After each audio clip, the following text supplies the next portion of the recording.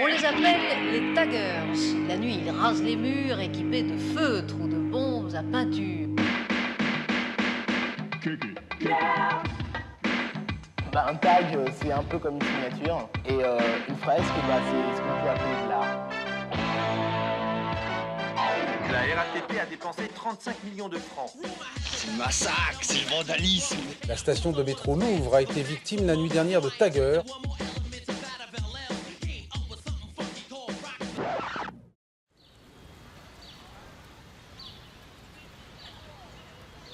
En fait, le graphe, c'est comme quand tu vas à une salle de sport, quand tu fais de la boxe, j'en sais rien. En fait, tu penses pas à autre chose à part te concentrer sur toi-même. J'ai commencé, je fais partie des 10, 15 premiers graffeurs de Toulouse, en fait. Il y a tout un mouvement, tu vois, qui arrivait, qui déferlait aussi sur la France, sur Toulouse, Rapatitude, Assassin, NTM. À l'époque, le graffiti, c'était être un cartonneur, en fait, tu vois. C'était être un tagueur, en fait. Il fallait cartonner, il fallait te faire un nom, c'était arriver à marquer ton nom partout, en fait. C'était ça le truc du départ. Alors bonjour à vous, je m'appelle Psych ou One Psyker. Je fais des graffitis depuis 1990. J'ai créé la première boutique à Toulouse qui s'appelait South Painters. Il y a eu une bonne sœur, il y a même une dame de la police municipale qui est venue acheter une bombe. J'ai ouvert la voie du graffiti un peu des vendeurs de bombes à Toulouse. Depuis 98, ça a fait ses preuves. Et moi dans le graffiti avec. En 2024, moi maintenant ce que je veux c'est vivre de mon art en fait. Je m'en fous d'être, tu vois, d'être reconnu, pas connu, vendre, pas vendre. J'ai pas fait du graffiti pour ça, en fait. Voilà. Moi, j'ai fait du graffiti pour kiffer, pour placer mon nom là où j'ai envie de le faire. Si j'ai envie de faire un truc comme ça, je le fais. Il n'y a personne qui m'interdit, tu vois. À part la justice et la loi. Pour moi, c'est un art, en fait. Oui, c'est de l'art vandalistique, en fait.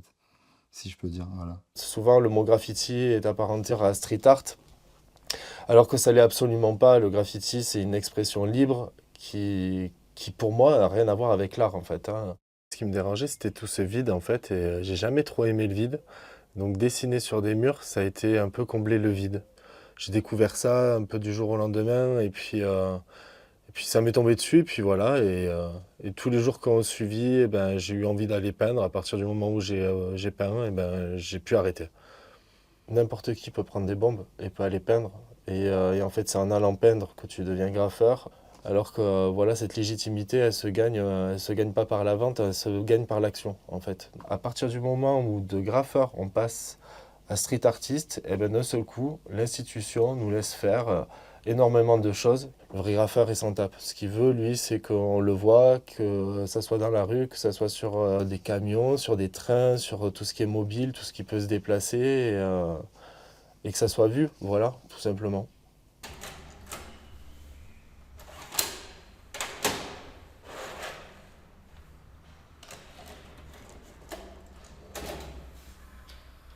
Ah, je sais pas, non, on peut pas dire que c'est de l'art. Plus le street art, ça c'est de l'art, mais le graphe et tout, c'est pas forcément de l'art. Poser son blaze, faire du vandal et tout. Bah, c'était un artiste qui est mort, qui s'appelle Spasm, qui m'a donné ma première bombe quand j'avais 3 ans. Et depuis, bah, j'ai pas arrêté et j'ai fait que peindre. J'ai 13 ans et je peins depuis que j'ai 5 ans, 6 ans.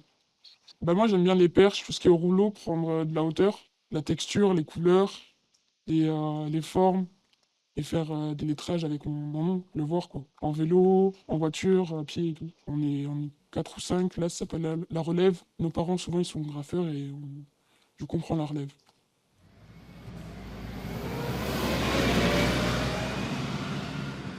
Le graffiti, c'est pour moi, au début, c'est devenu une passion, mais après, c'est devenu vraiment un mode de vie, quoi. Donc, Michael, alias Mertens, je suis chocolatier à Cugnot. Moi, j'avais envie de dessiner, c'est ça qui m'a fait aller dans le graffiti, on va dire. Un soir, un pote me dit tout simplement bah, est-ce que ça te dit de faire un petit vandal Et je lui dis bah ouais, pourquoi pas. Et j'ai commencé mes premiers vandales sur ce mur, quoi. Un jour, j'ai un pote qui me dit tiens, les propriétaires ils veulent te rencontrer. Donc au début, je pensais merde, pourquoi ils veulent me voir et tout. Mais finalement, non, c'était plutôt bien. Ils voulaient me donner carrément le mur à disposition pour que je puisse réaliser des fresques. Donc depuis maintenant, c'est pour ça que je fais des thèmes sur tout le long du mur, quoi. Après, chacun a sa perception aussi de l'art. Je ne fais pas des dessins pour faire plaisir aux gens ou autre. Je fais vraiment ce que j'aime, quoi. Moi, c'est ce que je dis, tu vois, c'est ce qui me maintient en vie, en vrai, c'est ce qui m'anime, tu vois. Je sentais que j'avais besoin de le faire, tu vois, genre j'avais envie de le faire. Genre il fallait que je me lance, que je fasse ça, tu vois. Et donc ouais, j'étais sorti à 6h du matin, je me rappelle pour le faire, je leur avais dit à mon daron, je lui avais dit je pars faire un footing. Au final, je suis parti avec le sac plein de bombes et voilà, j'ai fait mon truc et je suis rentré à la maison. Et j'étais stressé et tout, mais carré en vrai, j'ai kiffé. Et du coup de là, j'ai pas lâché quoi, je me suis mis à fond dedans et j'ai pas lâché. Du coup, moi c'est crime, je fais du graphe depuis 4-5 ans et voilà, je suis de Toulouse et je suis peintre en bâtiment. Et du coup, ma vie c'est la peinture en gros. C'est la journée, la peinture au chantier, le soir la peinture dans la rue, tu vois. Et le week-end aussi. En vrai, c'est ça. Genre au début, ouais, juste je taguais au marqueur comme ça, avec des petits marqueurs de merde. Et après, il y a la période du confinement en fait, qui est tombée. Donc voilà, j'avais du temps à tuer et je me suis mis à faire plein de dessins, à travailler mes lettres et tout. Et quand le confinement il s'est levé, la première chose que j'ai fait, c'est aller acheter des bombes et poser mon premier graphe. Au début, je faisais quasiment que du vandal et après maintenant, c'est plus, le vandal, c'est plus rare, on va dire, tu vois. C'est plus rare. En vrai, maintenant, ça me fait kiffer de prendre le temps, de faire un beau truc, tu vois. Je me casse un peu la tête.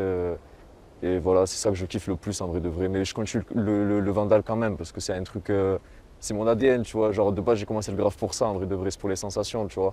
Genre, au début, je taguais que des trains, enfin, pas que des trains, mais je taguais vraiment beaucoup de trains et tout. C'était vraiment pour les sensations, en vrai.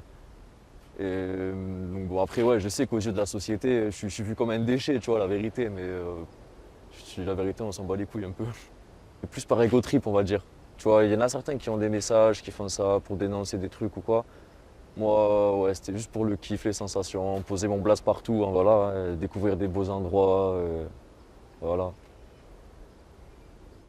Au début, tout le monde commence un peu dans le vandal, parce que les spots, il n'y en a pas beaucoup, où il faut trouver des zones urbex ou des zones voilà, où on peut aller graffer, quoi. C'est une pratique qui est illégale, donc voilà, donc on n'en parle pas, quoi. C'est pas en étant dans ton atelier à faire des tableaux que tu vas être confronté à la police, tu vois. Et ouais, les Schmitt, vraiment, ils te chassent, hein. On est chassés en vrai de vrai, tu vois.